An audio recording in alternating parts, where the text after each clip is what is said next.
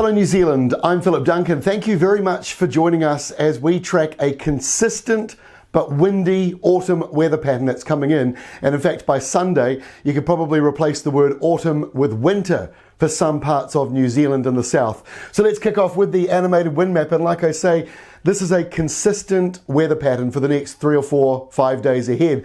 Basically, southwest winds blowing across the country. They might surge a little more westerly at times and a little more southerly at times, but overall, it's coming out of the southwest and it's blowing right across Tasmania and straight across both islands of New Zealand, with the South Island perhaps more exposed to both wind, rain, snow, and that temperature drop coming this weekend. So let's kick off with Thursday's wind maps, and we've got a particularly strong Thursday morning. In fact, if you look at the scale over here, 80, 90 kilometre an hour winds, that's sustained at that speed coming into the lower portion of the South Island, so around Stewart Island, coastal parts of Southland. But as you can see very quickly, once you get inland, you're only talking about 20 to 30 kilometre an hour winds. So this is very much coastal wind coming through. There'll be a bit around Cook Strait, a little bit around Auckland. Hopefully most places actually aren't too bad on Thursday. But this is lunchtime Thursday. You can see that surge sweeping northwards. So it is a wintry sort of day around the lower South Island with rain or showers, snow on the mountains, and strong to gale force winds. So there you go. That's autumn in a nutshell. Elsewhere, it's actually not so bad. And here's the weird thing.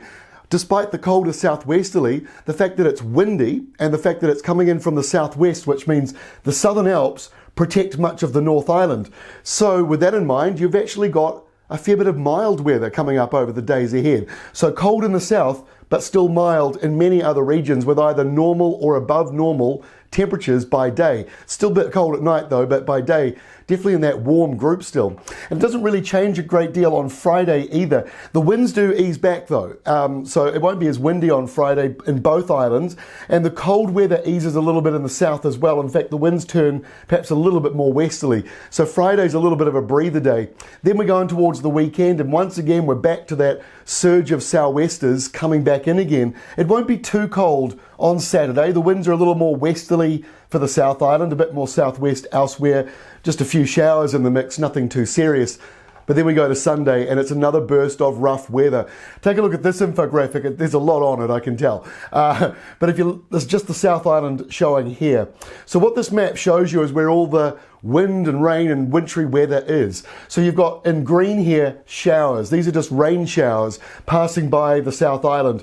You can see some blue dots in here and up around the mountains. That's an indicator it's turning to snow higher up. And then you've got these wind arrows, these wind barbs in the orange colouring. I'm standing in front of the wind speed, but you're actually talking sort of 60 to 100 kilometres an hour potentially in that southern area. So let's take a step back. This is lunchtime Sunday. You can see it a bit clearer what we're talking about. So there's a big high stretched north to south. When they're stretched that way, they reach further down into the Southern Ocean. So you've got a cold, very windy southerly coming in on Sunday. It's more southerly than southwest in a number of areas. Wintry weather, gale force winds.